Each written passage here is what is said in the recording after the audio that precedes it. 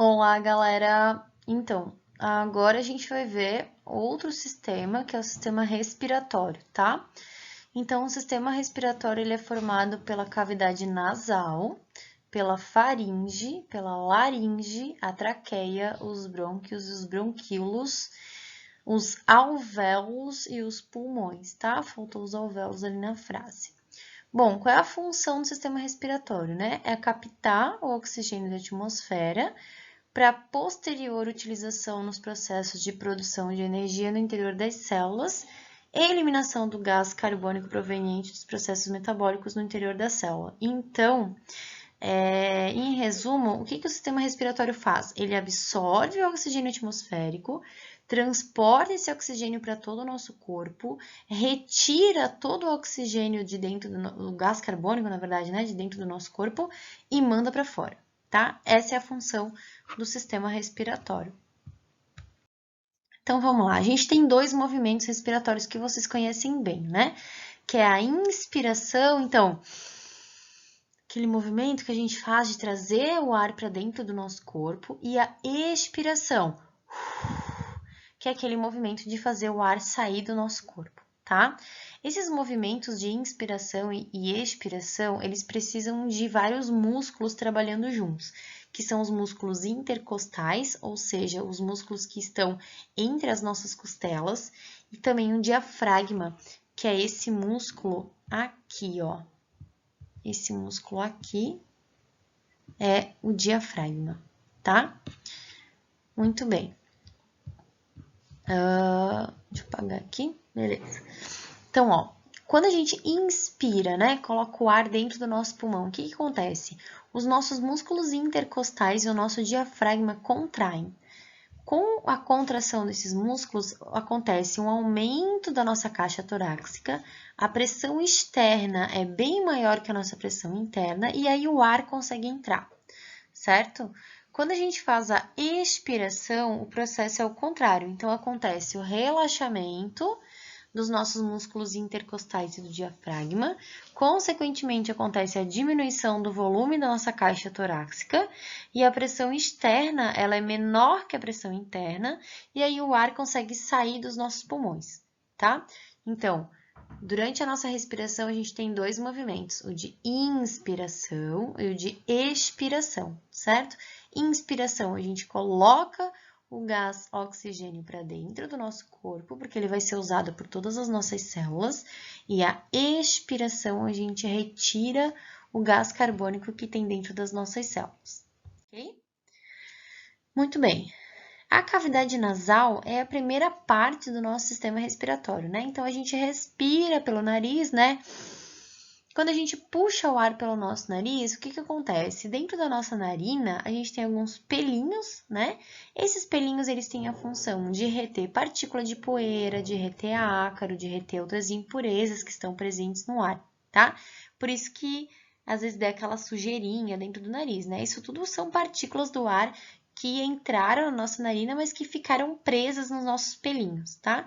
Além disso, eles produzem o muco, né? Por isso que eles ficam presos também, né? Eles ficam presos tanto nos pelinhos quanto no muco, tá? Então, a nossa cavidade nasal, ela tem a função de aquecer e umedecer o ar antes que ele entre no nosso pulmão, né? Porque o nosso corpo, ele é todo quentinho por dentro, né? Então, quando a gente respira, é interessante que o ar que a gente respira, ele chegue lá dentro dos nossos pulmões quentinho, né? Se ele chegar muito gelado, não é legal. Então, a cavidade nasal tem essa função de aquecer, de umedecer o ar e também de evitar que essas impurezas cheguem ao nosso pulmão. Por isso que esse muco e esse pelinho no nariz impedem que isso aconteça, certo? Continuando. Bom, depois que o ar ele passa pela cavidade nasal, ele vai passar pela faringe e pela laringe.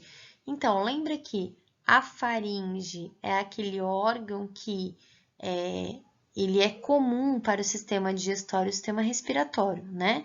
Agora, como a gente está falando de respiração, o que vai acontecer? A faringe, né? A epiglote da faringe, ela vai tampar o canal do esôfago e vai deixar o canal da traqueia liberado para o ar passar, tá? quando a gente falou lá do sistema digestório, aconteceu o contrário, né? A faringe bloqueou o canal da traqueia e liberou o canal do esôfago. Então, é um órgão relacionado, né, com os dois sistemas. A laringe, ela é formada por uma estrutura cartilaginosa, que é essa que a gente está vendo na imagem aí, e ela é formada por duas pregas vocais, né? Então, essas pregas vocais, elas são responsáveis pela nossa fala, pela entonação da nossa voz, quando a gente grita, quando a gente fala mais alto, quando a gente fala mais baixo, enfim, tudo isso está relacionado com as nossas pregas vocais. E sempre que a gente quer falar alguma coisa, a gente precisa respirar, por isso que está relacionado, né? Quando a gente fala sem parar, às vezes falta o ar, né? Por quê? Porque tanto a laringe, que é responsável pela nossa fala ali, para liberação de som e tudo mais, produção de som, ela está relacionada com o nosso sistema respiratório, certo? Bom, depois que o ar passa pela faringe, então ele chega na faringe e laringe, né? Ele chega na traqueia. Então, a traqueia é todo esse tubo aqui, ó, todo esse tubo aqui, certo? E como o ar passa por aqui e o ar precisa passar, chegar no nosso pulmão, ele tem vários anéisinhos de cartilagem aqui, anéis cartilaginosos, que faz com que esse canal seja sempre aberto, né? Porque se fechar, vai faltar o ar, e se faltar o ar, a gente pode ficar asfixiado, certo? Então, essa traqueia, ela tem a função, né, de carregar esse ar até os nossos brônquios. Dentro dessa traqueia, a gente também vai ter pelinhos, né? Então, esses pelinhos, eles servem para eliminar qualquer impureza do ar que tenha conseguido passar pelos pelinhos da nossa narina. E essa traqueia, ela é bifurcada aqui, ó. Ela sofre uma bifurcação aqui e vai formar os nossos brônquios, tá? E esses brônquios, eles também são tubos, né, com esses anéis de cartilagem aqui, tá? Quando esses brônquios, eles penetram no nosso pulmão, eles se ramificam mais ainda e formam aqui, ó, os nossos bronquíolos, certo? Então, por que precisa ramificar, né? O oxigênio que a gente respira, ele precisa chegar em todas as partes do nosso corpo, né? Então, esses bronquíolos, eles vão se ramificando e cada vez que eles vão se ramificando, eles vão ficando mais fininho, né? Percebam pelos galinhos ali desses ramos. Eles vão ficando mais fininhos, porque quanto mais finos, mais fácil de fazer a troca gasosa, que é o que a gente vai ver na sequência, tá? Então, ó, aqui ó, a gente tem um desenho aumentado, né? Então, esses bronquíolos, no final do bronquíolo, tem esses saquinhos aqui, ó. Esses saquinhos, eles são chamados de alvéolos, tá? E esses alvéolos pulmonares, né? Eles têm a função de troca gasosa, ou seja, eles têm a função de fazer a nossa absorção de oxigênio e liberação de gás carbônico, tá? Então, como é que acontece essa troca? Então, gente, vamos lembrar de uma coisa. Quando a gente respira, a gente absorve o gás oxigênio, certo? Esse gás oxigênio, ele precisa chegar em todas as nossas células, porque as nossas células precisam de oxigênio, né? Porém, essas nossas células, elas fazem o metabolismo delas e produzem o gás carbônico. E esse gás carbônico não é importante para a gente, então a gente precisa eliminar esse gás carbônico. E isso é a troca gasosa, é isso que a gente chama de hematose, é a gente absorver o nosso oxigênio e liberar o nosso gás carbônico, tá? Bom, a gente já vai falar sobre hematose bem detalhadamente, tá? Por último, a gente tem os pulmões. Então, percebam que a gente tem o pulmão direito e o pulmão esquerdo, tá?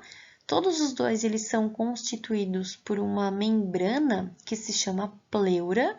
Então, ao redor de todo o pulmão, a gente tem essa pleura, tá? Então, esse nome separado, vocês não precisam lembrar pleura parietal e pleura visceral, tá? Isso não faz mal. Pode ser só pleura mesmo, que é uma membrana que reveste o pulmão. E aí, o pulmão direito, então, ele é dividido em 3 lobos, 1, 2, 3, tá? E o pulmão esquerdo, ele é dividido em 2 lobos, porque uma partezinha do espaço aqui, ó, é comprometida pelo nosso coração, certo? Muito bem. E o pulmão, né, é o órgão que armazena e protege tanto os brônquios, quanto os bronquíolos, quanto os alvéolos, tá? É um órgão muscular. Bom, vamos ver agora esse negócio de hematose para vocês entenderem, tá? Então, a hematose é a troca de gases, tá? Que ocorre lá nos alvéolos pulmonares. Então, olha só o que acontece. Quando a gente respira o ar aqui, ó, da atmosfera, esse ar ele chega cheio de oxigênio pra gente, tá? Esse ar aqui cheio de oxigênio, ele vai para nossa corrente sanguínea, a gente chama ele de sangue arterial, ou seja, o sangue que tem bastante oxigênio. E esse sangue que tem bastante oxigênio, ele vai para o nosso coração e ele é bombeado para o nosso corpo todo, pelos nossos órgãos, certo? Muito bem. Conforme todo esse oxigênio que veio lá da nossa respiração, passou para o alvéolo e passou para a corrente sanguínea e chegou no nosso corpo todo, o nosso corpo ele vai utilizar todo esse oxigênio, só que simultaneamente ele vai produzir gás carbônico. E esse gás carbônico ele é prejudicial para o nosso corpo, então a gente precisa mandar ele embora, tá? Então o que acontece? A partir do momento que o alvéolo fez a troca gasosa com o vaso sanguíneo, aqui ó, dando para o vaso sanguíneo um sangue cheio de oxigênio, o vaso sanguíneo ele acaba pegando o gás carbônico dos órgãos, ó.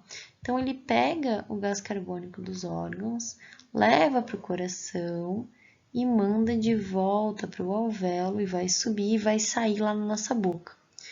Isso é troca gasosa. Então, a troca gasosa é quando a gente respira, o oxigênio chega no alvéolo, aí esse oxigênio se liga no sangue por conta da hemoglobina, que é aquela proteína, né, que consegue armazenar o oxigênio. Então, essa hemoglobina aqui, né, ela com oxigênio, né, junto com o sangue, ela vai passando por tudo isso e chega no corpo todo, né, nos órgãos de todo o corpo. Ao mesmo tempo, o nosso corpo ele vai fazendo metabolismo e vai gerando gás carbônico. E esse gás carbônico, então, vai voltar, né, pelo outro lado e vai sair lá na nossa cavidade nasal, na nossa cavidade bucal, certo? Pessoal, lembra que a gente aprende os sistemas do corpo humano separadamente. Então, a gente aprendeu sistema digestório, a gente aprendeu o sistema respiratório, né? Então, daqui as aulas adiante, as aulas para frente, a gente vai ver outros sistemas, mas percebam que nesse momento aqui, ó, quando a prof está explicando a hematose, eu estou trazendo para vocês o sistema circulatório junto, tá? Então, assim, se vocês não entenderam muito bem essa questão de hematose, vocês podem ficar tranquilos, porque esse mesmo esquema de hematose, ele vai ser passado de novo lá quando a gente estudar o sistema sanguíneo, né? Então, a gente aprende os sistemas separadamente, por ser de uma maneira mais didática, para vocês entenderem, porém, dentro do nosso corpo, do nosso organismo, de qualquer outro ser vivo, enfim, são sistemas que acontecem simultaneamente, ao mesmo tempo, e que se ajudam, que se interferem. Beleza? Se tiverem alguma dúvida, manda lá no fórum que a professora vai explicando, tá bom? Beijo!